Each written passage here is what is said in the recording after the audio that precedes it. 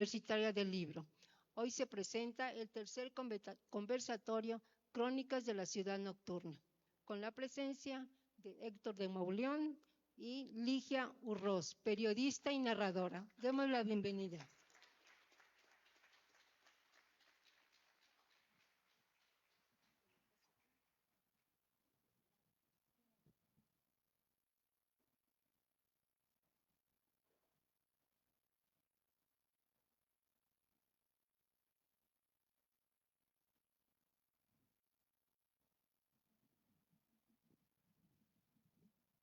Muy buenas noches, qué felicidad tenerlos todos acá.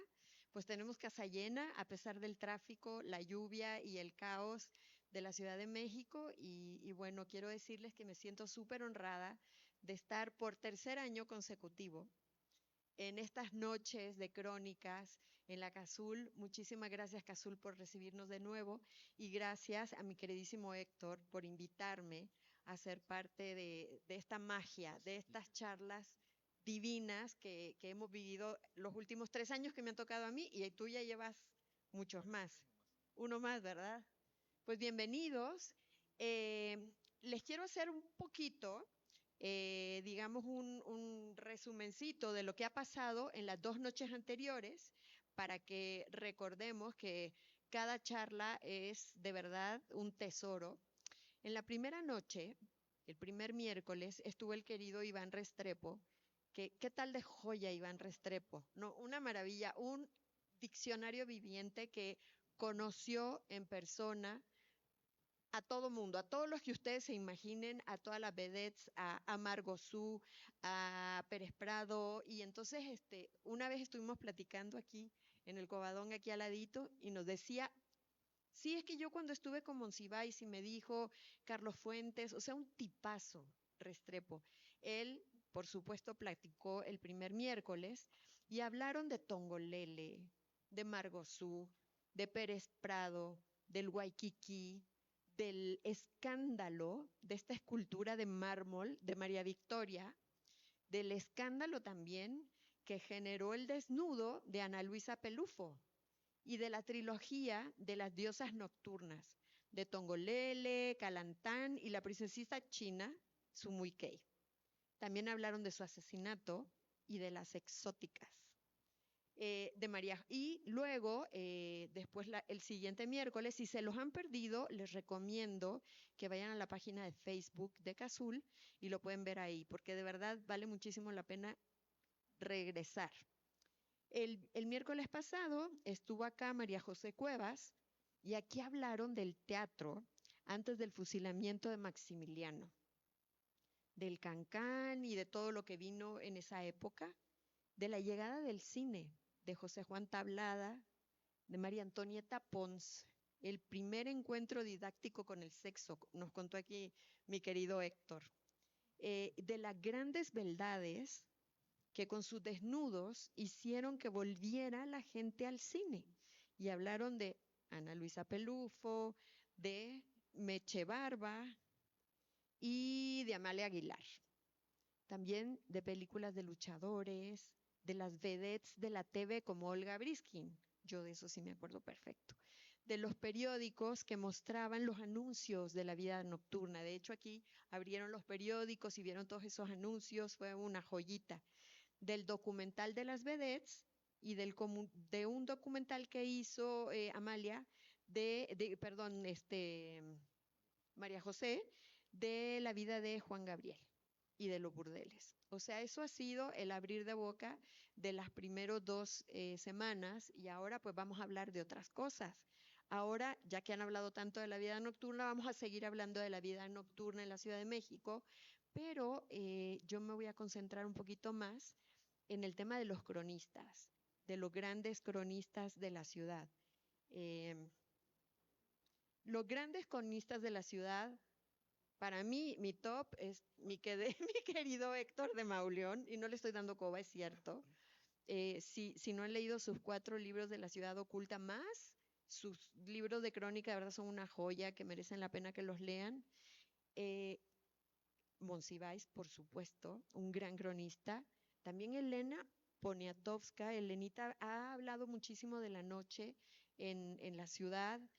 Fadanelli, por supuesto, que también ha hablado de bares y de la noche, Salvador Novo y Juan Villoro. Entonces, habiéndosle dado esta introducción, quiero que don Héctor nos hable de sus crónicas de la noche en la Ciudad de México. En La Ciudad Oculta, en el libro 1, tiene un capítulo que habla de la capital del sexo y que cuenta que el Cine Olimpia estuvo en la calle 16 de septiembre y ahí se encuentra la capital del sexo. Dice que se venden ahora, en la actualidad, si ustedes la visitan, cualquier tipo de objetos y líquidos amorosos. Pero hace muchos años, el padre Francisco Javier Clavijero, sabemos que ahí estuvo el Cuauhtecpan, que era el palacio de las mujeres Tlatoani de Moctezuma. ¿Y qué creen? Que el emperador tenía ahí 150 concubinas embarazadas. Y luego se convirtió en un convento, hubo una conspiración, se hizo el Hotel Jardín y luego un cinematógrafo. Entonces quiero que mi querido Héctor nos cuente de esas noches y de esas 150 concubinas de donde está el Cine Olimpia ahora. Bienvenido. Muchas gracias, Ligia. Escucha, ¿verdad?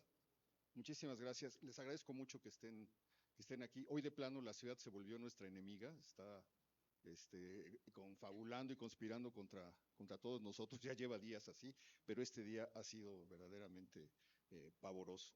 La vez pasada, ya casi al cerrar la conversación, alguien preguntaba sobre los prostíbulos de la Ciudad de México. Eso es una historia también fascinante porque todos conocemos la calle de Mesones, hemos pasado por ahí en el centro histórico. No sé si alguien se ha llegado a aventurar al séptimo tramo de la calle de Mesones. Ahí hay una placa de Talavera incrustada en una esquina que dice, en esta calle estuvieron las primeras casas de mancebía que hubo en la Ciudad de México. Las casas de mancebía pues eran las casas que visitaban los mancebos pero al lado de esta hay una placa que dice calle de las Gallas. Las Gallas me parece una de las placas más bonitas que hay en la ciudad y uno de los mejores nombres que puede tener una calle. La calle de las Alegres, de las Livianas.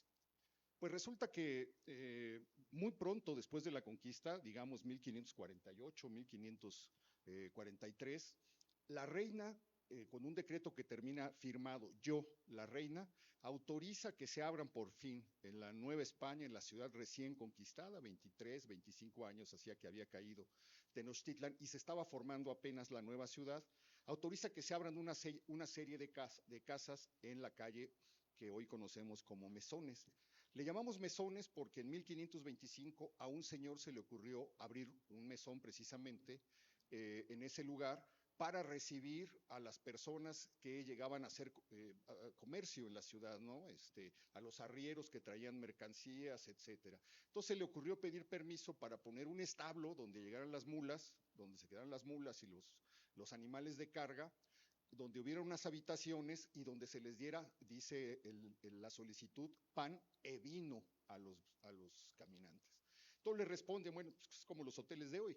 Sí, puede hacerlo, pero tiene que cobrar estas tarifas y tiene que estar visible la tarifa que va a cobrar y que incluye el pan y el vino para los viajeros. Entonces Mesones pues le va tan bien porque está llegando mucha gente con carga, con mercancías, etcétera, en esa ciudad que se está configurando, le va tan bien que la calle se empieza a poblar con una serie de establecimientos de este tipo que hace que se conozca como la calle de los Mesones. Cuando se da la autorización para que se establezca el primer prostíbulo, las autoridades de la Nueva España dicen, bueno, pues felices de la vida, porque es una ciudad de aventureros, es una ciudad de soldados, es una ciudad de buscavidas, de buscafortunas, porque las mujeres decentes peligran en medio de estos lobos, entonces necesitamos darles una oportunidad de que se tranquilicen y se apacigüen. Y entonces mandan lo más lejos posible en ese tiempo del centro de la ciudad, que era la séptima de Mesones, a que se establezcan ahí estos lugares que, como ustedes imaginarán, fueron un éxito total. O sea, ¿qué necesita una ciudad? Necesita primero una cárcel, una carnicería, un palacio de gobierno, y luego dicen, pues también necesita un establecimiento de este tipo. El éxito es tal que Fray Juan de Zumárraga se queja y denuncia que ese es un centro de perdición, de escándalo y de pecado. Hay una frase muy bonita de don Artemio de Vallarispe que dice que en esa calle los pecados estaban por lo alto y las virtudes por los suelos. Y Zumárraga denuncia que es tal la atracción que está ocasionando esto, que incluso denuncia a 2 sacerdotes, a 2 frailes, que salen de noche argumentando que van a ir a buscar ídolos prehispánicos para destruirlos, los demonios famosos de ese tiempo, y que en realidad le reportan que se van a esas casas de perdición. Enfrente de donde está la placa estuvo la primera escuela de música que hubo en la Ciudad de México. Dice Bernal Díaz del Castillo que la música en Nueva España la introdujo un tal Ortiz, que fue el que puso una escuela de música y danza. Estaba enfrente de ese lugar. Imagínense usted lo que sería el ruidero que había y los escándalos, las cuchilladas. Quevedo dedica poemas a lo que él llama la alegre putería, donde habla de esos submundos donde todo termina carcajadas, cuchilladas, alcohol, etcétera. Y entonces Ortiz, el músico, pide permiso para llevarse la escuela lo más lejos posible de ahí, porque no puede en medio de ese escándalo. Y pues, literalmente le dan permiso para que se lleve su música a otra parte, se va a poner una escuela en otro lado, y se empieza a conformar una geografía del pecado que va a llegar hasta nuestros días, hasta el siglo XX, ocupando precisamente esas zonas en donde se había afincado en los primeros años de la conquista. Ahí está la famosa, muy cerca, la famosa calle de Manzanares, donde ustedes son muy jóvenes para recordarlo, pero había unos callejones ahí en Manzanares donde uno se podía meter, y había arriba como un aparador donde estaban desfilando las mujeres y una serie de cuartitos en los que había las mujeres sentadas o paradas a la puerta del cuartito con una cortinita, y entonces por ahí iba pasando la gente y eran verdaderos submundos. Esto desapareció, me imagino que a principios de nuestro siglo, por ahí del año 2000, un poquito antes, hicieron una limpia y desaparecieron todo eso, pero había abarcado todo ese tiempo.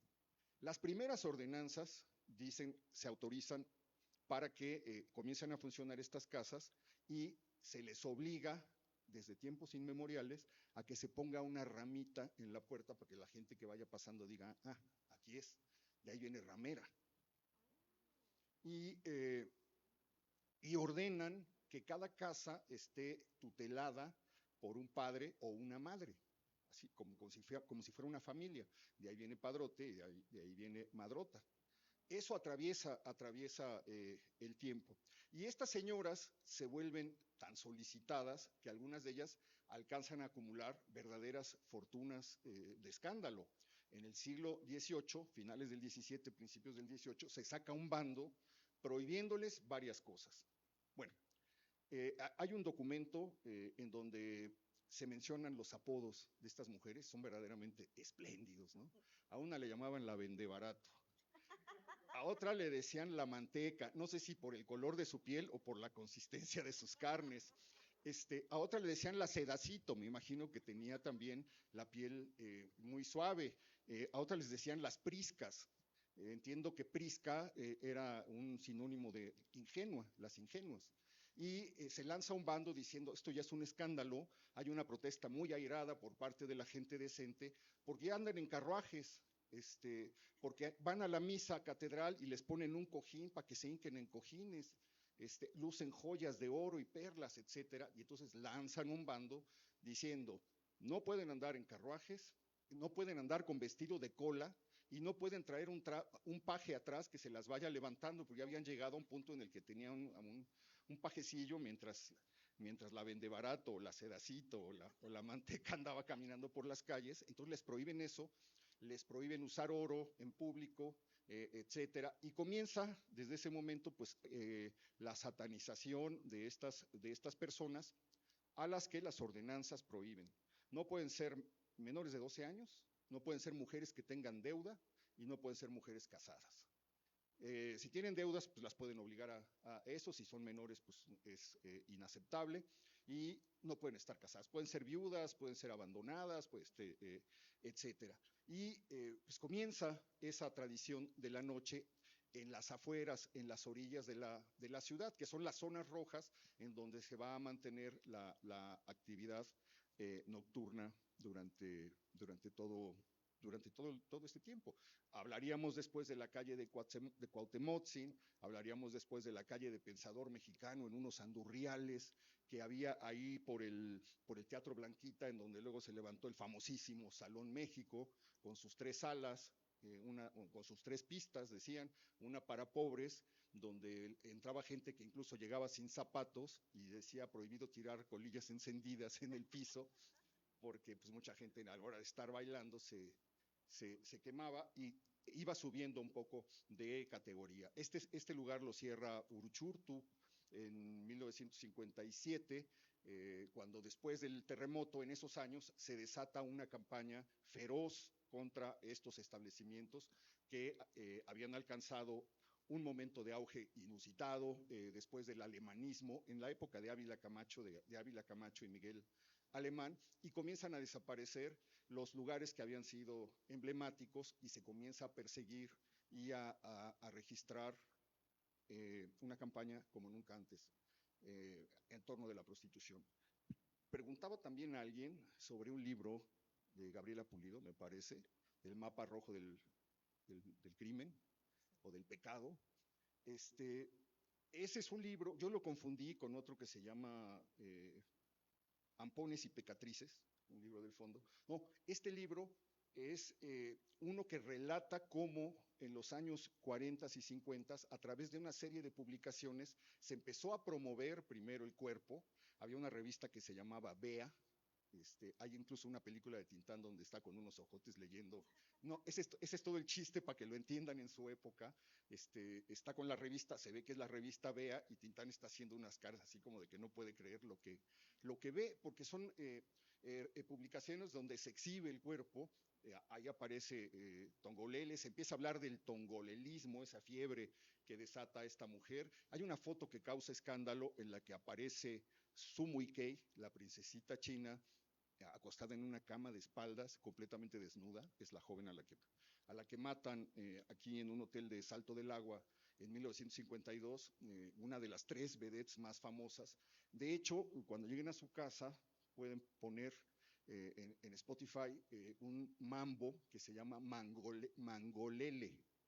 Es un mambo que Benny Moré y Pérez Prado le dedican a Tongolele.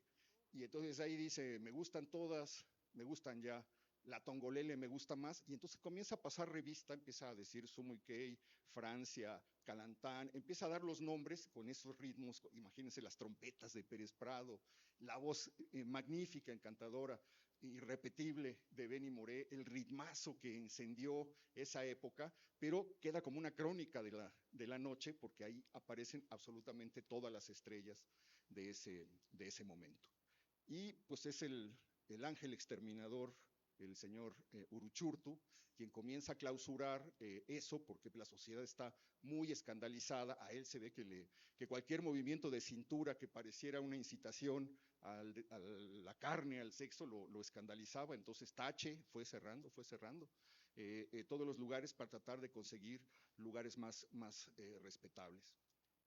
Había un laberinto por la calle de Vizcaínas, por donde está el Teatro de las Vizcaínas o la Plaza de las Vizcaínas, donde comentamos en una conversación anterior que estuvo el Club Verde, que fue el lugar donde debuta por primera vez con gran escándalo y gran sorpresa y gran éxito, nada más y nada menos que Tongolele.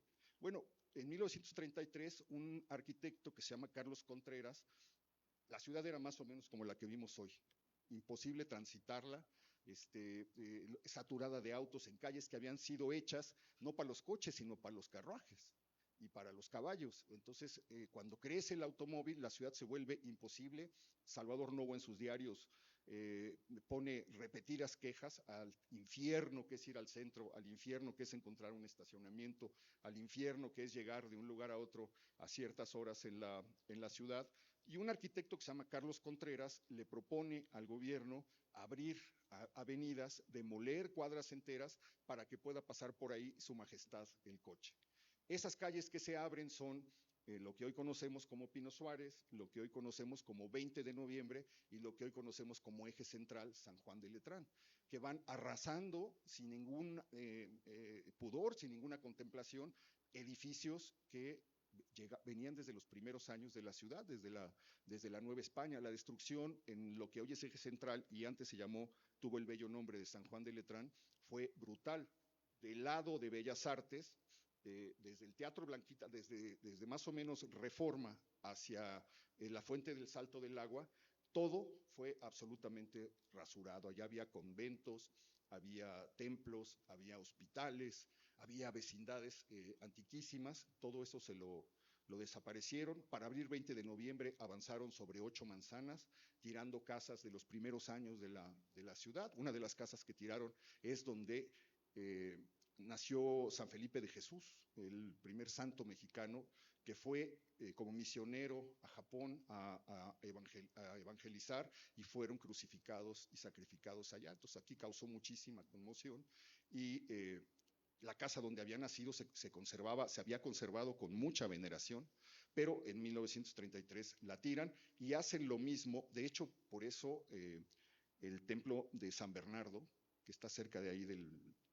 Liverpool y del Palacio de Hierro, está doblado, si se dan cuenta.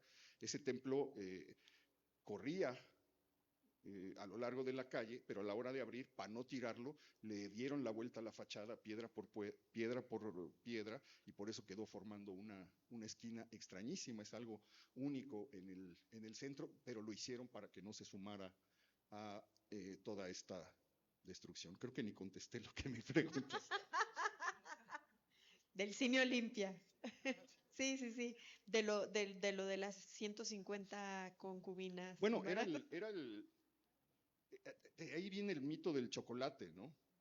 Que decían que Moctezuma tomaba chocolate y le daba gran poder sexual para poder tener a todas las concubinas que tenía y tenerlas ahí embarazadas. Además, ese era un lugar, es donde está la Torre Latino. Comienza desde la Torre Latino y llega a 2 calles atrás, hasta 16 de septiembre, una calle atrás, ¿no? Bueno, 2, porque terminaba en Venustiano Carranza, que eran los jardines de recreo y donde había además un zoológico que tenía Moctezuma. Los primeros conquistadores, Antonio de Solís, Bernal Díaz del Castillo, el conquistador anónimo, etcétera, cuando llegan a ese lugar se sorprenden y se maravillan. Y luego ese es el lugar que piden, había sido ese lugar de placer del Tlatoani. Pero luego ese es el lugar que piden los franciscanos para levantar su convento, porque está en la orillita, en el fin de la ciudad, y pasando Eje Central comenzaba lo que se llamaba la República de Indios. Es decir, cuando cae Tenochtitlan, a todos los indígenas vencidos los arrojan del centro de la ciudad española, se van a vivir ahí los españoles y entonces los indígenas se tienen que acomodar en lo que sería el primer cinturón de miseria que hubo, que hoy es por donde está el cine Metropolitan y toda la zona por la que corre Eje Central, y también los avientan para Tlatelolco y los avientan para San Sebastián Atzacoalco, en el lado nororiente del islote. Entonces, los franciscanos quedan ahí y parte de lo que había sido el jardín de Moctezuma se vuelve la huerta del convento. Y cuando llega la Reforma, parten el convento para abrir la calle 16 de septiembre, que no existía, no es una de las calles originales de la traza, y cruzan por el jardín. Pero del lado izquierdo queda una parte del jardín y ahí se abre un hotel que se llamó durante mucho tiempo Hotel Jardín.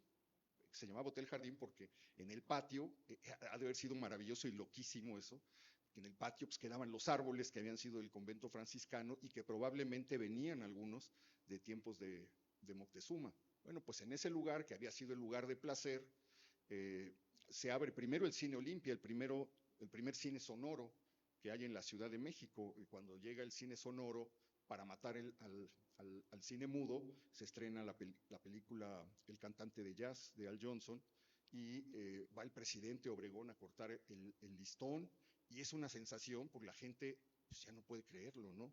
Ya estaba maravillada con el cine mudo, pero ahora se le agrega la voz, y los que no saben leer pues están felices, que es una parte amplísima de la población mexicana en ese momento, y el cine Olimpia pervive a lo largo del siglo XX, es decir, se inaugura por ahí del 22 y lo cierra el terremoto del 85. Yo me acuerdo que en la marquesina, lo deben recordar algunos, quedó durante mucho tiempo el anuncio de una película que se llamaba Lo Negro del Negro Durazo. Era, con esa película cierra el cine, queda abandonado. Creo que después lo hacen, como pasó con muchas salas grandes, que lo hacen 3 o 4 salas, no funciona, y lo dejan abandonado. Y entonces, hace unos años, de repente uno pasaba por ahí y resulta que habían abierto un lugar que se llamaba La Capital del Sexo, que era un table dance arriba y tiendas de sex shop en esos lugares, a donde la gente entraba. Igual, es que los que entraban a los burdeles de la calle de Mesones, decía los cronistas que entraban enmascarados para que no los fuera a reconocer algún vecino, ¿no? Que dijera, ahí va el señor Marqués, o ahí va Y a esta tienda, es muy curiosa, son muy curiosos esos ecos en la ciudad. Cuando se abre La Capital del Sexo, pues mucha gente que llegaba, pues hacía como la disimulada, como que andaba buscando algo, y de repente se metía, ¿no? Creo que ya no existe, no sé, o queda ya reducido a una muy pequeña parte, pero bueno, queda como parte de la historia de la ciudad. Está muy bien, qué bueno que nos contaste de todo lo anterior de mesones y todo eso, porque eso no lo leí en ninguno de tus libros de La Ciudad Oculta. En eso no está. Sería muy interesante que en el quinto viniera toda la historia de mesones y de todo eso. Me gustaría platicar también. Es que son libros decentes. No, no pasa nada, ya no tenemos a la Inquisición ni a nadie que nos esté diciendo que no. Como estas crónicas son de la noche en la Ciudad de México, en uno de los libros de La Ciudad Oculta nos cuenta Héctor que hubo un bandidaje terrible en la época de la Decena Trágica, que fue alrededor de 1913. Y dice que un grupo de delincuentes con uniformes militares y órdenes de cateo firmadas por autoridades carrancistas entraban a las residencias sobre pretexto de buscar armas. Pero ¿cómo salían? Salían con las fundas de las almohadas cargadas de joyas. Sí, las armas se convirtieron en joyas. Y dinero que introducían en estas fundas, ¿no? Y se señalaron unos autores, entre ellos Pablo González, que era amante de Mimi Derba. Ella era una actriz del teatro principal. Y también a Juan Mérigo, que él era amante de María Conesa, que era una estrella del teatro lírico. Iban en un automóvil gris y las personas en la noche decían, hay que cerrar la casa porque no vaya a ser que los de este automóvil gris vengan y se lleven todas nuestras joyas, nuestro dinero y nuestras cosas. Eso también pasaba en las noches en la Ciudad de México. Bueno, la noche ha estado asociada al crimen y a los fantasmas, a los muertos, etcétera, ¿no?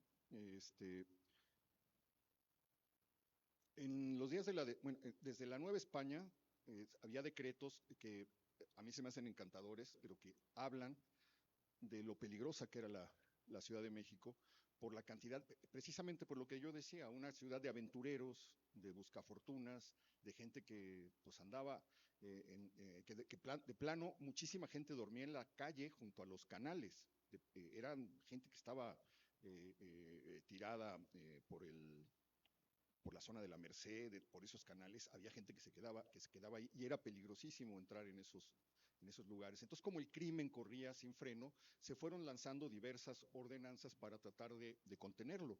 Una de ellas era que no podía salir sin luz de noche, después de las oraciones.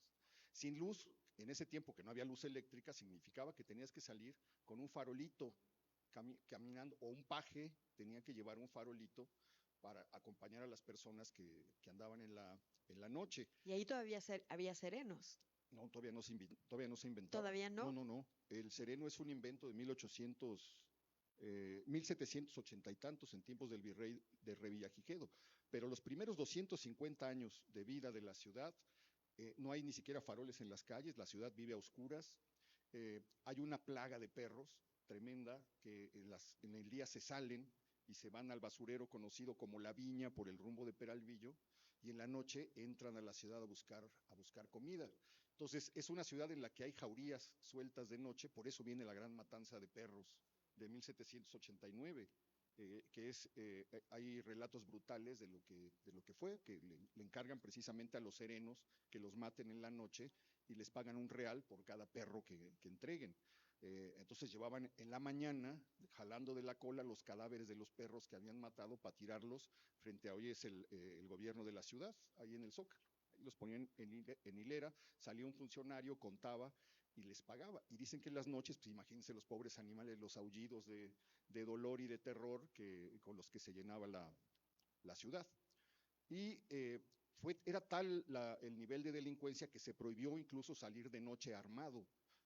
La persona que saliera armada corría el riesgo de sufrir penas altísimas, 200 azotes, a los reincidentes cortarles la mano, etcétera, porque no había materialmente ningún tipo de control. Se parece mucho a lo que hemos vivido, fíjate.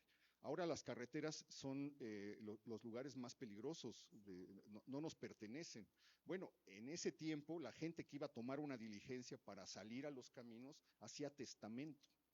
Era tan incierta la posibilidad de regresar con vida, había cuadrillas, que claro, después lo narra esto de manera extraordinaria Manuel Paino en Los Bandidos de Río Frío, había partidas de bandoleros recorriendo los caminos, y pasaban cosas tremendas, como son las que cuenta Ignacio Manuel Altamirano en la novela El Zarco. Él dice que el secuestro, por ejemplo, el secuestro en México, esa plaga que nos sigue golpeando en estos días, comenzó en la Guerra de Reforma y la inició un jefe clerical que se llamaba Cobos, José María Cobos, que a él se le ocurrió, para recaudar fondos para el ejército, para poder financiar al ejército, ir secuestrando a los hacendados por los lugares donde pasaba y pedirle a los familiares rescate para devolvérselos. Y luego los liberales vieron que era una buena manera de tener dinero, y entonces comenzaron a secuestrar. Ahí en el periódico conservador La Sociedad culpan a Santos Degollado de haber hecho estas prácticas. Pero como era un momento de muchísima incertidumbre, mientras estaban peleando liberales contra conservadores, pues la gente se aprovechaba para el pillaje. Entonces había desertores que formaban cuadrillas, a veces los desertores se sumaban a un ejército, a veces los bandoleros se metían también a formar parte del ejército, o a veces, dice Altamirano, formaban partidas de hasta 500 hombres que caían sobre las haciendas de la Tierra Caliente en la zona de Morelos para dedicarse al pillaje más absoluto, y entonces ellos adoptaron la costumbre de secuestrar. De eso se trata la novela El Zarco, de cómo caen en una hacienda y se llevan a gente para pedir el rescate por ellos. Y unos personajes, esta historia me parece muy estrujante, unos personajes de la Ciudad de México en el año 1864-65 se encuentran en el atrio de la catedral y comienzan a preguntarse qué podrían hacer para obtener dinero fácil. Y como pues no sabían hacer nada más que seguir el camino del crimen, pues ese es el camino que toman. Y uno de ellos le dice, oye, pues yo trabajo con un panadero de aquí de la zona del Salto del Agua, de la Fuente del Salto del Agua, que tiene 3 panaderías, se acaba de casar y le dieron como dote por la muchacha con la que se casó 150,000 pesos. ¿Por qué no lo secuestramos? Y pedimos algo que no les duela pagar, 8,000 pesos de ese tiempo. Entonces él le dice, bueno, muy bien, le da un reloj, le dice, vende este reloj, con lo que te den, renta, alquila una casa que está en renta en la calle del Niño Perdido, número 12 y medio, y alquílala por un mes. Entonces él alquilan la casa, terminan de ajustar el plan, se hacen de un tercer cómplice, y luego va va a buscar al panadero y le dice, oiga, hay una persona que está vendiendo una carga de trigo baratísima, yo creo que le conviene comprarla, y panaderos, pues vamos, entonces lo llevan a la casa, ya en la casa lo están esperando, en cuanto le cierran la puerta, el que lo llevaba dice, ya aquí está la presa, se lanzan sobre él y comienzan a luchar y lo terminan sometiendo y lo obligan a escribir una carta diciéndole a su familia que tiene que entregar los 8,000 pesos porque en la zona del Monte de las Cruces lo secuestró una partida y que si no dan el dinero, lo van a matar. Y entonces, en eso, el señor, el dueño de la casa, el que estaba rentando la casa, toca porque se da cuenta que hay unos vidrios rotos y les quiere decir, oigan, hay unos vidrios rotos, si quieren los cambio. Encuentra gente que está muy agitada adentro, que no lo quieren recibir, etcétera, pero no, y piensa, está pasando algo raro, pero se va. Y el empleado lleva la carta con la mentira de que lo habían secuestrado en el Monte de las Cruces, como siempre, comienza a decir contradicciones, comienza a caer en cosas que no tienen ninguna congruencia, lo descubren y entonces lo obligan a confesar y van deteniendo a los otros dos. Pero cuando llegan, ya habían matado al panadero, lo tenían enterrado debajo de unas vigas dentro de la casa, irreconocible del rostro, etcétera, una cosa pavorosa. Y entonces los llevan a un juicio y dicen, cuando uno pasa por Eje Central y Salto del Agua frente a la fuente, no se imagina las cosas que han pasado o que pudieron haber pasado en esta ciudad. Los condenan a muerte y como está muy cerca de la casa donde cometieron el crimen, mandan que sea en ese lugar a donde les den garrote.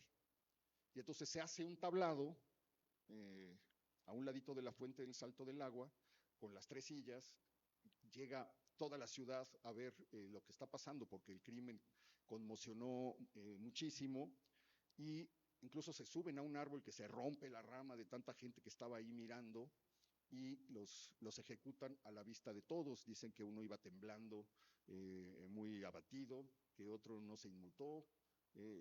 Los periódicos describen las vestimentas, las reacciones de la gente, etcétera, y los dejan ahí varias horas para que quede como ejemplo de lo que no debía ocurrir. Entonces, la criminalidad había sido desde la Nueva España incontenible, y ahora imagínate lo que pasó con la revolución. En los cañonazos de la decena trágica que se estaban mandando desde la Ciudadela al Palacio Nacional y desde el Palacio Nacional hasta la Ciudadela, uno de ellos, una bomba, le pega a los muros de la cárcel de Belén. La cárcel de Belén es donde está hoy el Centro Cultural Revolución, en Salto del Agua y Valderas. Enfrente de Televisa hay una escuela famosa de los años de la posrevolución. Ese lugar era la cárcel de Belén, ahí pega la bomba y le hace un boquete al muro y se escapan unos sujetos que son los que van a formar la banda conocida como el Automóvil Gris. Era una época tremenda para la Ciudad de México, son 2 años, 3 años desde el cuartelazo contra Madero, todo el año 13, todo el año de 1914 y todo el año de 1915 son terribles para la ciudad, ¿no? Hay hambre, se comen los perros, los gatos, los caballos, los ricos empiezan a cambiar coches y pianos por sacos de frijol, etcétera, y al mismo tiempo empiezan a entrar y a salir las tropas revolucionarias, entran los zapatistas, entran los villistas, entran los convencionistas, entran los carrancistas. Dicen que los carrancistas eran los peores durante mucho tiempo, ahora ya no se usa, pero se usó el verbo carrancear, me lo va a carrancear, porque eran estos los que llegaron en plan de rapiña a la Ciudad de México, y son estos a los que se les ocurre vestirse de carrancistas, andar en un automóvil gris con supuestas órdenes de cateo para meterse en las casas más adineradas y saquearlas. La más adinerada, uno de los más adinerados, hoy tiene su nombre una calle de la Colonia del Valle, que es Gabriel Mancera.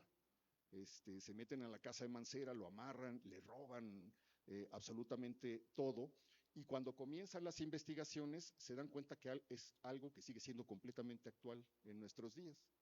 Son los del gobierno, los generales que están en el gobierno, los que van señalando los lugares que deben ser asaltados. Y uno de ellos, el general Juan Mérigo, es amante de la estrella de la noche de ese momento, que es María Conesa, La Gatita Blanca, que triunfaba con muchísimo éxito en el teatro lírico, y el jefe, decían, de todo esto era el general Pablo González. El general Pablo González, que era amante de una señora que todos nosotros hemos visto en las películas de la época de oro de blanco y negro, siempre sale como mamá o como abuelita, una mujer muy buena, que es Mimi Derba. Pues era una segunda tiple. El cine mexicano tiene una deuda infinita con ella. Ella es la primera mujer que hace una productora de cine. De hecho, ella produce en 1919 una película que se llama El automóvil gris, que está destinada a limpiar la imagen del general Pablo González, a decir que él no tuvo nada que ver, con dinero de Pablo González. Y bueno, pues ya nosotros la vimos en las películas de Fernando Soler y de todo esto, siempre como mamá preocupada, como una mujer muy bonachona, etcétera, pero pues en la juventud sacaba chispas, ¿no? Qué barbaridad. Yo me acuerdo cuando la primera vez que platicamos largo y tendido fue en la Copa de Champán en Guadalajara. Un antro ahí muy divertido, donde hay un pianista y está el pianista tocando y la gente que va a la Copa de Champán, alrededor de este piano, pues está tomando su traguito y con karaoke. Entonces uno está con los oídos así de que me los van a ponchar del karaoke porque está cantando muy mal, luego vuelve a cantar el cantante y entonces ya uno respira. Y bueno, es una noche muy divertida ahí en la Copa de Champán, que por lo general, cuando vamos a la Feria del Libro de Guadalajara, pues los autores de pronto van de una noche a la Copa de Champán y así. Entonces ahí tuve una charla con don Héctor, en vez de estar cantando los dos, estábamos platicando de fantasmas. Y entonces yo le conté a Héctor, le decía, no es que mi nueva novela va a ser acerca de esto, de lo otro, pero aparte de la nueva novela empezamos a hablar de espantos, fantasmas, y me dice, yo no sé si yo estoy loco, pero de pronto te pasan cosas como sobrenaturales, como que ves cuestiones raras, y yo empecé a contar mis historias, que sí tengo varias historias raras. Por ejemplo, creo que te conté esta historia, que andaba yo en búsqueda de casa y de pronto entro a una casa y el vendedor, y yo decía, no, esto no me late, no me late, no me late nada. Pasamos un pasillito así con un jardín y llego a una cocina y estaba uno de esos teléfonos de antes, de los que se contestan y que uno marca dándole la vuelta, ¿no? Y yo le decía al vendedor, no me gusta, hay algo en esta casa que no me late, ya me quiero ir. No, pero si está súper linda y aparte está súper buen precio, vámonos. Yo le decía, vámonos por favor. No, termina de verla de verdad. Y de pronto empieza ese teléfono, ring, ring, ring, a sonar. Y veo al vendedor pálido como una hoja de papel y me dice, tienes razón, vámonos. Y salimos corriendo de la casa y ya en la acera le digo, ¿qué es esto? ¿Por qué me trajiste a este lugar tan horripilante? Y me dice, el teléfono está cortado desde hace 5 años, no debería estar sonando. Y el dueño de esta casa era un chavo que heredó y se suicidó. Y justo se suicidó en el lugar donde estábamos platicando. Y yo, bueno, muerta de espanto, fue la historia que le conté a Héctor. Pero Héctor también tiene un montón de historias de fantasmas en la ciudad y me gustaría que nos platicaras todo eso. No, es maravilloso porque desde la llegada de los españoles, desde la conquista, desde los primeros frailes, lo primero que les cuentan, cuando Fray Bernardino de Sahagún reúne a sus informantes para que le cuenten la historia del mundo que ellos mismos destruyeron, los españoles, aquí en el convento, en el colegio de Santiago Tlatelolco, los informantes le empiezan a hablar, creo que esto está en el libro 5 de la historia de Fray Bernardino de Sahagún, de las cosas sobrenaturales que pasaban cuando todo el mundo, decían ellos, cuando todo el mundo se echa a dormir, cuando el mundo mismo se echa a dormir, las cosas que se les aparecían a los mexicas. Habla Sahagún de las estantiguas.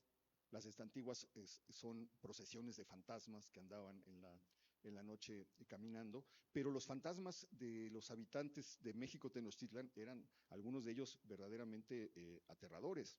Había un bulto sin forma que comenzaba a seguir a la gente que andaba en los caminos de noche. Hay algo horrible, decían que había, dice, Sagún le escribe calaverna, una calavera que andaba castañeteando los dientes atrás de las pantorrillas de las personas en la noche, o estaba en las Cuitlapanton, que era una mujer enana que caminaba como pato y que se le aparecía a los que salían a orinar de noche, y cuando la veían era la señal de que se iban a morir. O estaban, estas me parecen maravillosas, y ahorita me voy a acordar del nombre náhuatl de estos personajes, pero eran las mujeres que habían muerto de parto y andaban volando en la noche, tratando de llevarse a los niños o provocarle enfermedades a los niños. Ya empezaron los... Sí, ya empezó. No, es que el viento movió ahí. Conectando con nosotros. Bueno, qué bueno que pasa esto, porque bueno, viene esta tradición, pero que la recuperan ellas y que está en todas las culturas. El relato más antiguo, la epopeya de Gilgamesh, una epopeya sumeria, en unas tablillas aparece la primera historia de fantasmas, de un muerto que regresa a decirle a su amigo cómo es el más allá. Es decir, esa preocupación es constante. Ya Plinio, el joven, en unas cartas habla de una casa a donde la gente no se quiere, en Atenas, a donde la gente no se quiere acercar de noche, porque aparece un viejo arrastrando unas cadenas. Son relatos muy antiguos, pero cobra una fuerza inusitada a partir de 1545, cuando se da el Concilio de Trento. En el Concilio de Trento, para tratar de mantener control sobre la gente, la Iglesia ordena que cada fiel, cada creyente se debe confesar por lo menos una vez al año, para no ser condenado, y al mismo tiempo se inventa algo que no se había aceptado, que era la idea del purgatorio. Es decir, no solamente está el cielo a donde van los buenos y el infierno a donde van los malos. Ya empezaron los rayos, ¿ves? Para que vaya perfecto con el relato. No, ya no estés invocando cosas. Hay un lugar a donde quedan atrapadas las almas que tienen deudas pendientes. Y entonces, una de las razones era no cumplir con este precepto de no confesarse. Y entonces, cuando va creciendo y extendiéndose la idea del purgatorio, se va extendiendo el miedo y se va extendiendo la noción de que hay almas que no se fueron. Y esto coincide con el auge de los relatos de aparecidos. Aquí en la Nueva España hay Fray Jerónimo de Mendieta, es el gran escritor del mundo sobrenatural. Todo su libro está poblado de apariciones y de cosas de lo sobrenatural. Pero todos los cronistas llegan a mencionar en un momento determinado la existencia de aparecidos, almas en penas, fantasmas.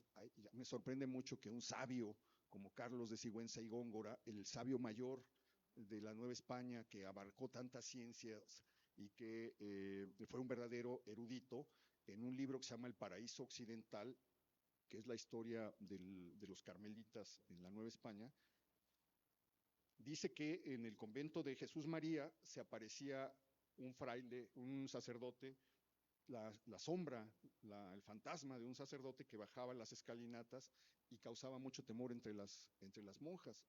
Y una de ellas lo soñó y le habían dicho, si lo ven o lo sueñan, pregúntale qué quiere, ¿no? La pregunta tradicional. Le pregunta y le dice que necesita que le dediquen unas misas porque su alma no puede irse, y al morir lo olvidaron. Entonces, como no le dedicaron unas misas, sigue ahí y le pide que le deje una prueba. Y entonces le agarra el brazo. Cuando despierta, tiene una quemadura en el brazo, como si unos dedos se hubieran aferrado. Cuenta Sigüenza que fue tal el escándalo que el propio virrey de la Nueva España fue a ver, a atestiguar qué era eso, y dice, yo mismo vi y tuve entre las manos las escaras de la monja y supe que no era un fuego de este mundo. Entonces, la Nueva España está completamente poblada de relatos de gente que tiene deudas pendientes, que no resolvió cosas y que anda penando por esto. No son historias de diablos, de demonios, de monstruos, etcétera. Son cosas que siempre tienen que ver, que están íntimamente relacionadas con la fe, pero que dejaron una honda huella. Ahora que con el viento se movió esto, a todo esto colaboraba que en ese tiempo no existía el mastique que se colocaba en los vidrios. El mastique llega en 1830, tiene una página maravillosa, José María Marroquí, de cómo frente al templo de la Profesa llega un francés a vender una cosa nueva que no se conocía en la Nueva España y que era una cosa para pegar los cristales y que como era francés le llamaba mastic. Y entonces pues, la gente comienza a comprarlo y lo primero que pasa, porque antes, como no había mastique, se sujetaba con unas varillitas los cristales, entonces lo ponías en la ventana y una varillita de metal, y obviamente noches como esta comenzaba a soplar el viento y las casas se llenaban de susurros y de lamentos del viento aullando dentro de los domicilios. Entonces todo colaboraba, la ciudad a oscuras, 250 años sin alumbrado, el viento soplando, la iglesia diciéndote te vas a ir al purgatorio y te vas a quedar atrapado, relatos de todas las monjas y de todos los conventos diciendo tales y cuáles cosas. Entonces se va creando una tradición que a mí me parece maravillosa de la oralidad y también que pasa en algunos momentos a la literatura mexicana. En las memorias de Guillermo Prieto hay un relato donde él habla de su tía Doloritas. Dice que siendo muy niño tenía una tía que era adorada por todos, juguetona, agarraba a los niños y les ponía obras de teatro y les daba papeles y representaban cosas. Y un día, acabando de ensayar, se quedó dormido en un sillón y soñó que veía a su tía Doloritas con los ojos desorbitados, con la cara negra hinchada, en una imagen monstruosa que lo despertó completamente exaltado, aterrorizado. Y entonces cuenta que en ese momento tocaron la puerta y que era un criado que le dijo, se muere la niña Doloritas. Y entonces su papá y su mamá salen corriendo rumbo a la casa de Doloritas, él se va atrás de ellos y dice que al entrar, cuando se duerme, lo primero que sueña es que entran unas sombras con los pies descalzos y que lo llaman. Y que lo llevan a una habitación, y es en esa habitación en donde ve a la tía Doloritas en esas condiciones. Entonces salen corriendo para ir a ver a la tía moribunda y cuenta que su sorpresa fue tal al ver que la tía Doloritas tenía los ojos desorbitados, la cara negra y deformada, que cayó inconsciente. Entonces, pues eso ha permeado y ha acompañado de alguna manera la vida de la Ciudad de México. Hace unos años, ya no sé si existe, pero llegó hasta, durante muchos años en la Ciudad de México se tiró una historieta. Bueno, desde luego, estas historias las recogieron Artemio de Vallarispe, Luis González Obregón y todos los cronistas que reconstruían o hablaban de la vida en la Nueva España, porque estas son leyendas pues, que se transmitían de boca en boca. Pasaron a los libros de ellos, pero en los años 60 se les ocurrió a unos personajes hacer una historieta que se llamaba Tradiciones y Leyendas de la Colonia, que costaba $1, aparecía un día a la semana, era de color sepia, y agarraban una historia determinada, generalmente inspirada en los relatos de estos y otras de plano inventadas, ¿no? Pero decían, por ejemplo, sucedió en la calle de República de Perú antes que recibió el nombre de Calle de la Sequía o de la Puerta Falsa de San Andrés. Y entonces comenzaba una historia en la que generalmente trataba pues, de aparecidos, de chirriar de cadenas, de cosas que pasaban en los conventos, etcétera. Y esas historietas pues, circulaban de mano en mano, no sé si ustedes las recuerden. Yo iba en ese tiempo a una peluquería donde el maestro acomodaba 3 pilas de historietas, una de ellas era Tradiciones y Leyendas, otra era La Familia Burrón y otra era una cosa pues, que no dejaban leer, no nos dejaban leer, que era Rarotonga, que era donde muchos también descubrimos el sexo, ¿no? Con esa historieta. Pero a mí me fascinaba porque pues, en la casa, como en muchas casas, no nos dejaban comprar esas historietas, consideraban que era pérdida de tiempo, etcétera. Y entonces yo me iba a la peluquería a la hora que había más gente, el sábado, a la hora que había más gente para esperar más tiempo que me atendieran y poder ir picando eso. Fue maravilloso porque Tradiciones y Leyendas abría las puertas del pasado de la Ciudad de México, pero no solamente de la historia, sino de un mundo irreal, sobrenatural, poblado por fantasmas, lamentos, conventos embrujados, casas en ruinas donde ocurrían determinadas cosas. Y luego estaba la crónica de Gabriel Vargas, de la familia Burrón, que era la crónica de las vecindades, de la vida en vecindades, de una familia que no tiene nada, que lo único que tiene es su ingenio y su solidaridad para poder salir adelante. Y luego estaba Rarotonga, si no ubican a Rarotonga, pueden buscarla en internet y entonces explicarán por qué toda esa generación estamos trastornados de por vida. Fíjate que recién llegué a México, me da mucha risa que cuando yo decía mi apellido Urroz, siempre me preguntaban, ¿burrón? Y yo decía, ¿por qué me dirán burrón? ¿Qué será que me ven con cara de medio burra? Ok, y ya luego me enteré que era todos los relatos de Burrón, de la familia Burrón. Eso me causa a mí muchísima gracia. Acabas de mencionar a Carlos Sigüenza. Y hay una noche muy importante en la Ciudad de México que tú la pones en la Ciudad Oculta como la noche más corta del siglo XX. Y justamente Sigüenza y Góngora le dirige a su amigo Andrés de Pez una carta donde describe la noche más corta del siglo XX. Del siglo XVII.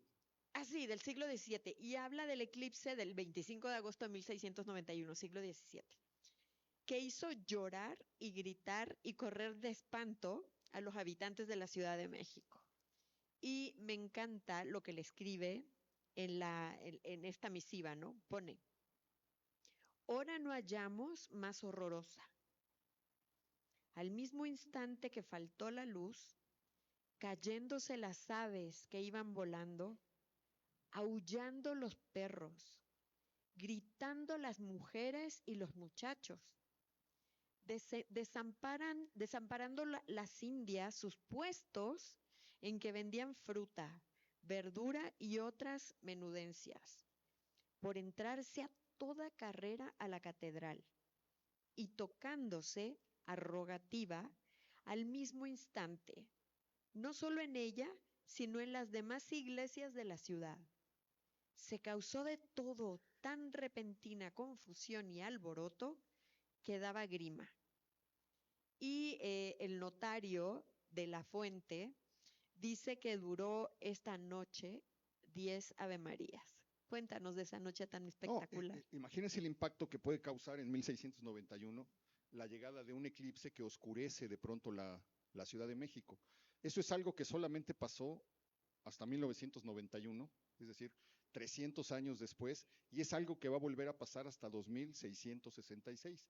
Es decir, quienes vimos el eclipse de 1991, fuimos privilegiados porque vimos un suceso que no se va a volver a repetir en la Ciudad de México y que es el mismo suceso que se vio en la época de Sigüenza, cuando la gente no estaba preparada ni tenía conocimiento de lo que estaba ocurriendo, simplemente se hizo de noche, se cerraron las flores, se callaron las aves y los perros empezaron a ladrar y las personas empezaron a gritar y se lanzaron todas a correr hacia la catedral y hacia distintos templos, gritando que venía ya la consumación de los tiempos, 1 de la tarde, etcétera, y de repente se vuelve de noche y notan todo ese descontrol y Sigüenza, que sabía de qué se trataba y que incluso pone en su carta que se había anunciado en varios almanaques que tal fecha iba a ocurrir ese fenómeno, sale feliz con un telescopio a mirar eso. Eso es 1691. Un siglo después, 1789, el, el sabio de ese momento, el sabio novohispano de ese momento, ya no es del estilo de Sigüenza, muy pegado a la religión, etcétera, sino que ya es un sabio con las ideas de la Ilustración y que es José Antonio Alzate. Y Alzate está platicando con un amigo cuando le avisan, algo está pasando, un sirviente le avisa, algo está pasando en la ciudad porque el cielo se está quemando. Y entonces cuando él se dirige a la azotea para ver qué pasa, empiezan a llegarle gritos de terror que vienen de la calle y de toda la ciudad. No podemos imaginarnos todo el centro histórico de gente bramando de terror porque están viendo que el cielo se comenzó a enrojecer y se estaba quemando. Y entonces dicen, esto es ya el fin de los tiempos. El impacto de esto fue tan largo que un siglo después José T. Cuéllar, en la novela El pecado del siglo, recupera el, el caso, recupera ese día. Y entonces la gente enloquecida comienza a pedir el perdón de sus pecados, comienza a caer de rodillas en las calles, otros salen en desbandada de la ciudad, y dice Alzate, por una de esas estupideces del espíritu humano, en lugar de correr en sentido contrario a donde se estaba formando esa coloración, se van directamente hacia ella porque ahí estaba la villa de Guadalupe. Entonces a la gente de la villa, de repente la gente de la villa ve llegar un tropel de personas aullando y desde la villa tal vez por la nubosidad que había en ese momento no era tan perceptible, pero la Ciudad de México no sabía que estaba atestiguando una aurora boreal. Y Alzate lo supo de inmediato, subió a un observatorio que tenía en la azotea de su casa. Él había estado notando que en el sol aparecían manchas y estaba tomando nota de la frecuencia con la que las manchas habían aparecido.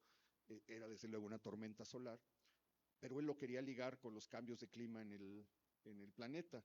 Entonces, cuando ocurre eso, y con las ideas que ya tenía en la cabeza y con los libros que había consultado, pues sabe de inmediato que está presenciando un fenómeno maravilloso, algo que sí no nos ha tocado ver en estas latitudes y que a lo mejor se había visto en la época prehispánica, en alguno de los augurios de los que hablan los cronistas que tuvo Moctezuma antes de la llegada de los españoles. Pero no se había vuelto a ver eso y es una noche de terror en la Ciudad de México. La siguiente vez que ocurre una aurora boreal es en 1859. Se habla mucho de la tormenta Carrington. Es una tormenta solar que echó a perder el telégrafo, que provocó muchísimas alteraciones y que los colores de la aurora boreal fueron intensísimos. Fue la última vez que se ha visto una aurora boreal en la Ciudad de México y la pudo ver el director del Palacio, de la Escuela de Minería, lo que hoy es el Palacio de Minería, con un grupo de alumnos que también, esto es casi un siglo después de lo de Alzate y lo de la Noche de Terror, se suben también a la azotea de Minería para observar lo que estaba ocurriendo. El problema es que como estábamos en medio de la guerra de reforma, los periódicos habían cerrado, solamente funcionaba, que había quedado abierto un periódico conservador que se llamaba La Sociedad, porque en el gobierno estaba Miguel Miramón, y entonces solamente todos los periódicos liberales cerraron, huyeron, etcétera, y entonces quedó solamente un registro, una muy breve nota que manda, y se me va el nombre del director, que tiene una calle en la colonia San Rafael, pero bueno, él manda sus impresiones de lo que ocurrió esa noche y es el único registro que podemos tener de la última aurora boreal que se vio en la Ciudad de México. Qué maravilla ver una aurora boreal acá, ¿no?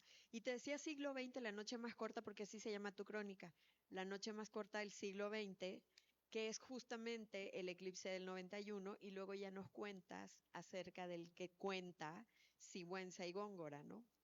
Por eso fue la confusión. Y yo creo que ya casi vamos a pasar a preguntas y respuestas, pero antes te quiero hacer una. Ya viene el Mundial a México. Creo que, bueno, las condiciones para recibir a la gente está un poquito raro, pero ya viene el Mundial y todos estamos muy contentos. Y en la ciudad oculta, Héctor nos cuenta una crónica que se llama En la noche del Halcón Peña. Y los periódicos hablan de esa noche como una locura colectiva superior a lo que se haya visto muchísimos años. El periódico El Informador dice, en la memoria de las gentes no recordaba ninguna ocasión en los últimos 50 años que haya producido un estado delirante de esta magnitud.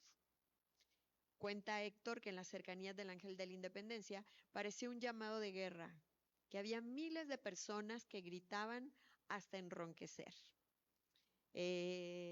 Ojalá que podamos vivir otra noche como la del Halcón Peña, ahora en junio, julio de este año.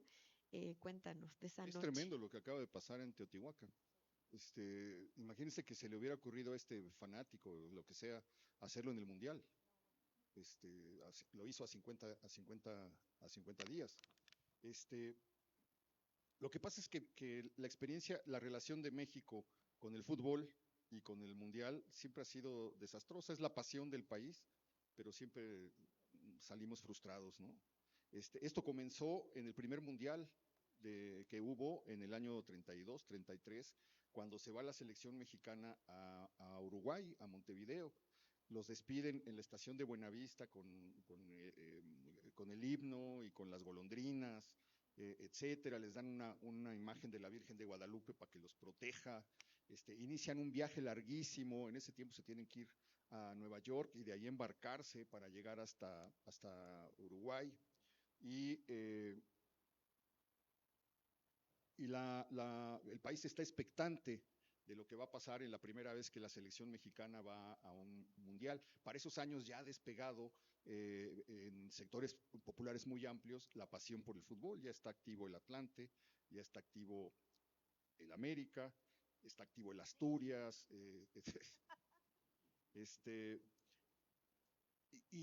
Se comienza a volver un juego muy popular. De hecho, la colonia Asturias, que está aquí pegada a Tlalpan, se llama así porque allí hubo el primer gran campo de fútbol que existió en la ciudad, el Parque Asturias, que quemó la gente, imagínense nomás el nivel de pasión, durante un partido del Necaxa, que dirigió a alguien que luego se volvió un cronista deportivo muy famoso, Fernando Marcos. Él era el árbitro y por no haber marcado una falta que le cometieron al héroe, al ídolo de ese tiempo, que era Horacio Casarín, la gente se enloqueció y el estadio era de madera y le prendieron fuego. Hoy hay un Soriana en el lugar donde estuvo este estadio. Entonces la selección se va y la ilusión dura 18 minutos.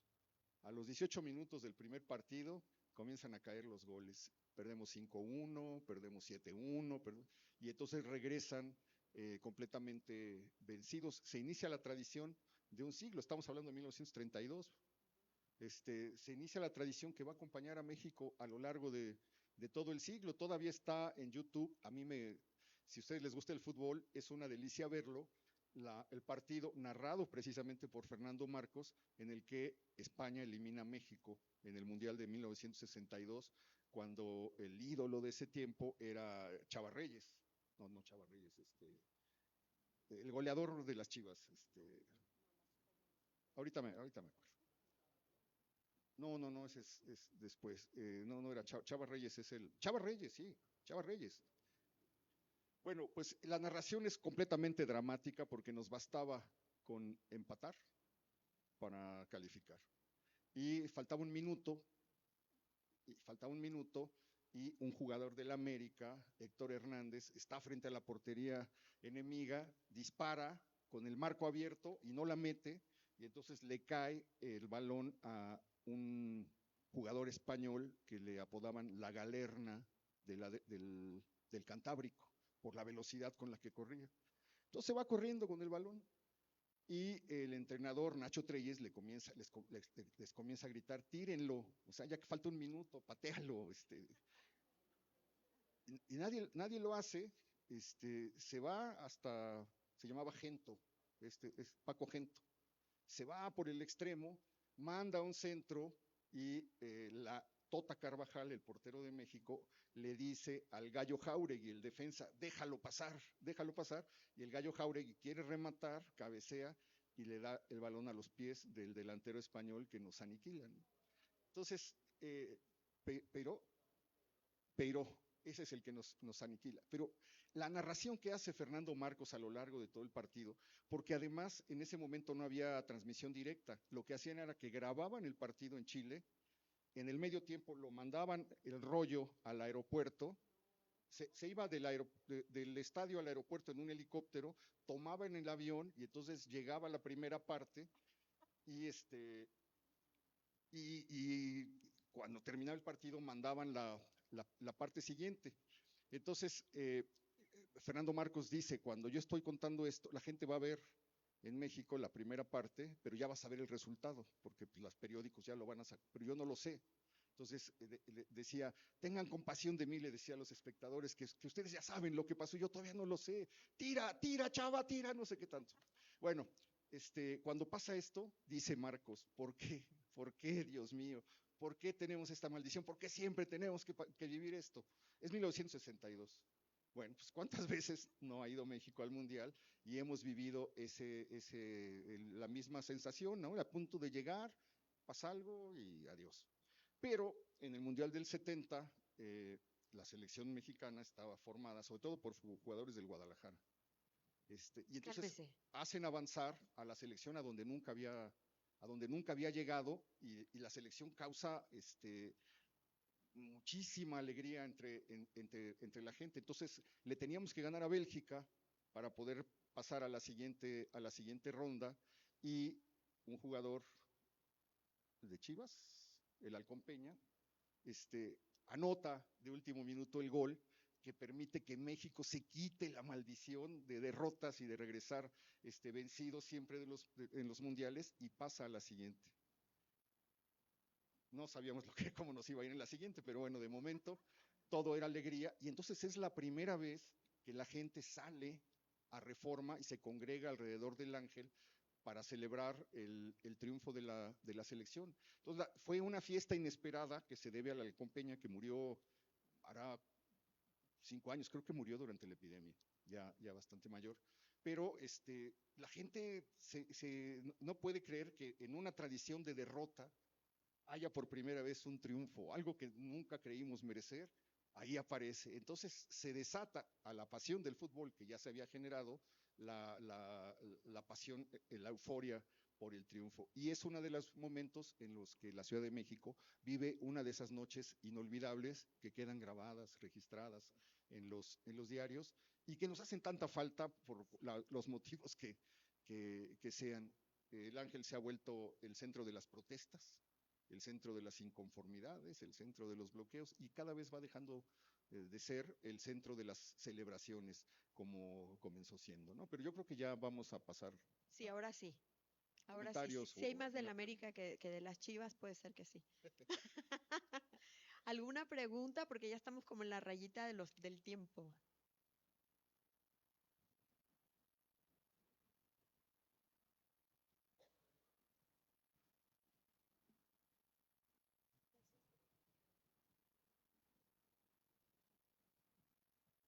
Hola, buenas noches. Nada más, bueno, tengo dos como anotaciones y una pregunta. El nombre prehispánico de las mujeres muertas en parto son cihuateteos. No, sí.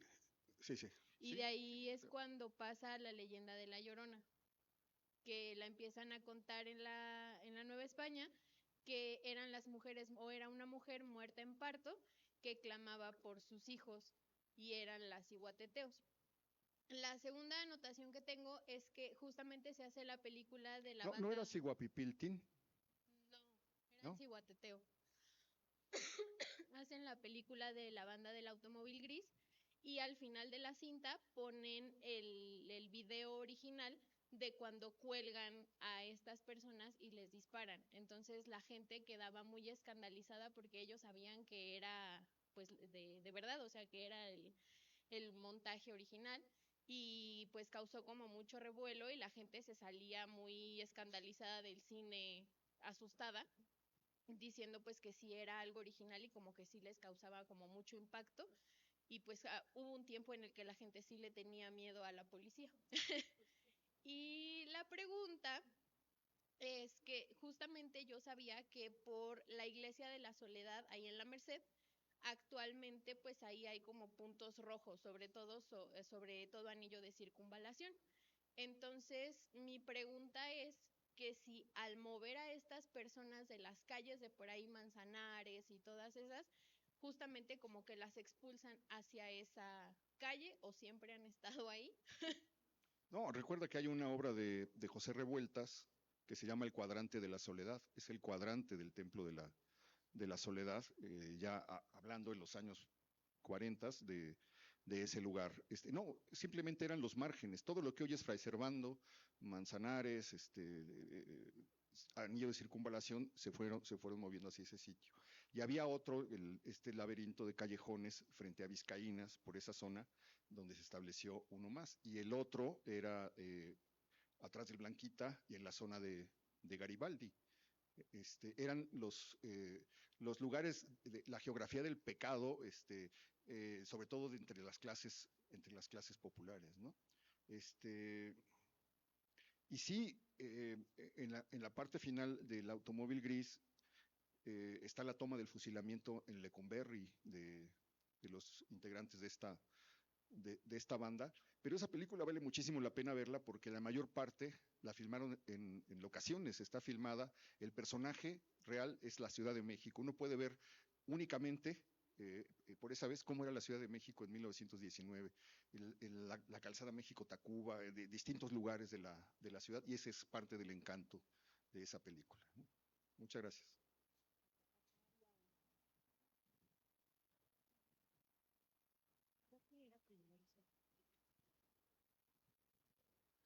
Buenas noches. Una felicitación a los dos, porque me hicieron recordar mi infancia con la familia Burrón y a mis padres, que en paz descansen, porque cuando ellos fueron al partido de México-Bélgica en el 70, cuando eran novios, y otra cosa, Ligia, quiero felicitarte por este libro que escribiste. Lo disfruté mucho, aun cuando es crudo y fuerte. Más que nada, la conclusión que saco es que el poder es el único de todos los vicios de la tierra que nadie quiere dejar, porque los demás, como alcohol, cigarro y drogas, esos a base de voluntad y de una buena rehabilitación se pueden dejar, pero al poder nadie quiere renunciar. Y estoy de acuerdo contigo en las últimas líneas. Todos los dictadores caen en sitios comunes como eso de que no piensan renunciar solo porque se los diga una minoría, porque lo respalda el voto popular con una mayoría aplastante.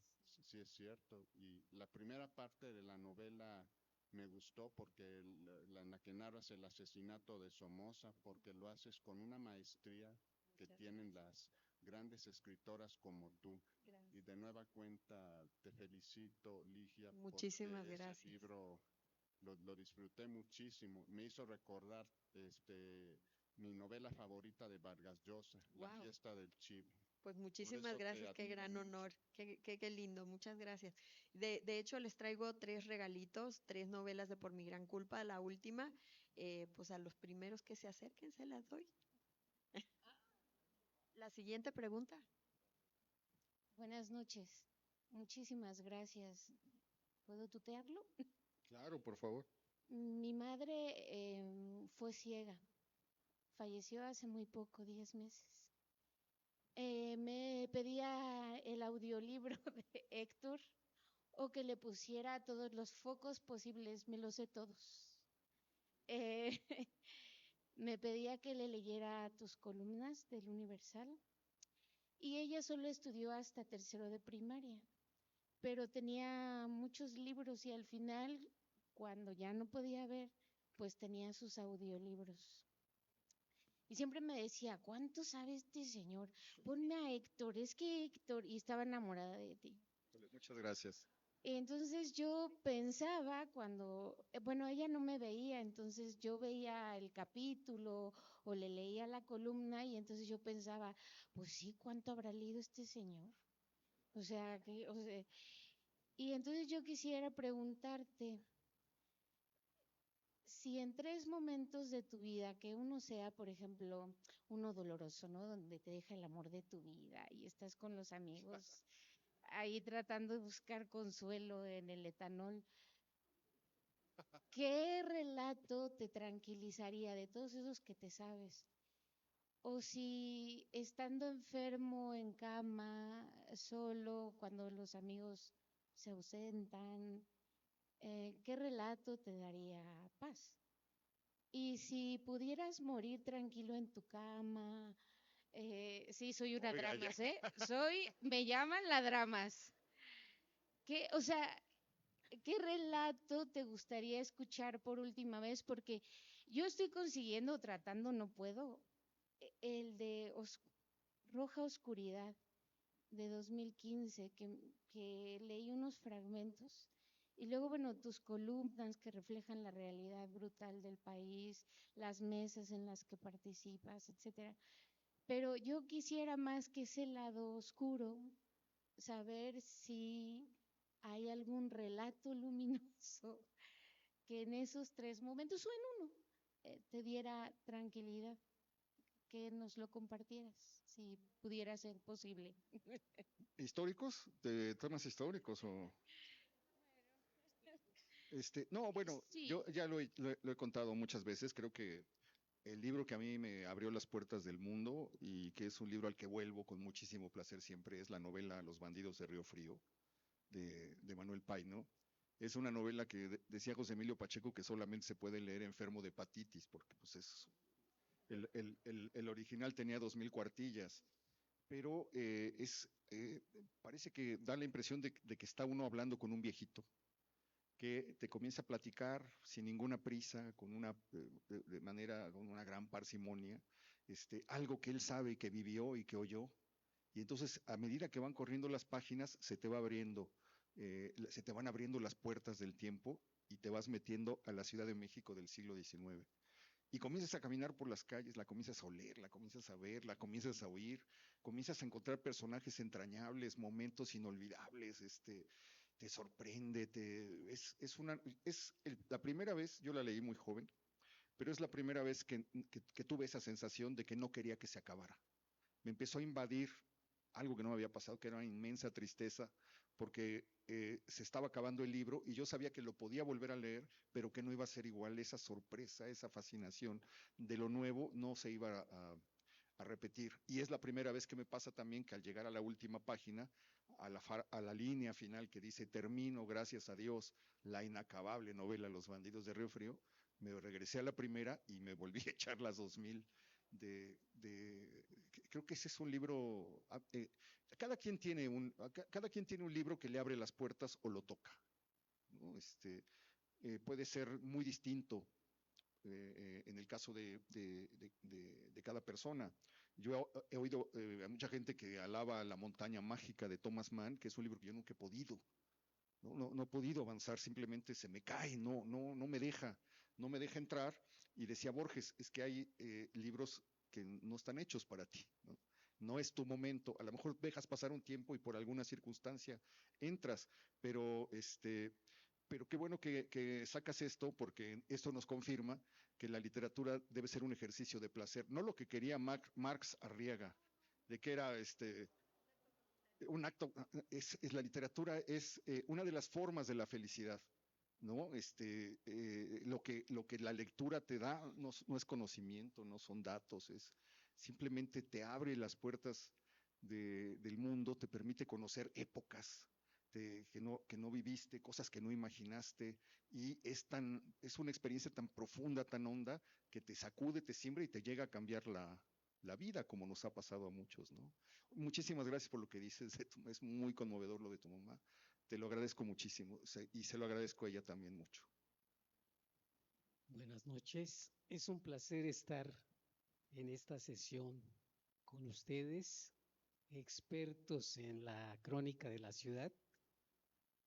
Quiero hacer como dos comentarios, o no sé si lleguen a esa categoría. Ahorita, Héctor, que decías que se amplió el Paseo de la Reforma y entonces tumbaron muchos edificios y establecimientos incluso de cierto valor histórico, se me viene a la mente la película del Tívoli. Yo no acudí al Tívoli original, pero entiendo que esa película sí está basada en hechos reales, ¿no? Que era un teatro de revista y que acudía mucha gente y que parece que estaba en la glorieta de Peralvillo o algo así y que sí lo arrasan, ¿no? Bueno, ese es el primer como comentario. El segundo, creo que no se ha abordado, no sé si eran muy poquitos, pero a mí ya me tocó una época en que ciertos cines se volvieron de arte erótico. La función de medianoche. De eso, que bueno, ahorita causan verdadera risa, ¿no? Porque bueno, incluían 1 o 2 desnudos de 15 segundos, 20 segundos. Yo acudí personalmente, por ejemplo, al Chaplin, ahora está, no sé si sigue, pero estaba, me parece, donde hay un monumento a Sucre, creo, ahí en Peralvillo. Ahí pusieron el cine de arte Chaplin. Y me acuerdo que fuimos a ver Blow Hop, donde Vanessa Redgrave hace una serie de fotografías de un fotógrafo comercial, creo que norteamericano, que también existió, y creo que la gran escena erótica que nos vendían carísimo a los espectadores, pues creo que 15 segundos se tiende boca arriba y el fotógrafo le hace ese estudio, ¿no? Creo que también acudí al Godard de la Zona Rosa y creo que vi esa del Imperio de los Sentidos de la japonesa, ¿no? Que bueno, alguien masculino que tiene ciertas inclinaciones sadomasoquistas hacia él, pues creo que termina amputándose el pene, o sea, una cosa así escalofriante para los varones, ¿no? Y eso, bueno, también se consideraba cine de arte. No recuerdo si hubo otros, pero no lo has abordado en tus crónicas. Era la sala Buñuel, la sala Marilyn Monroe, la sala Indio Fernández, Godard.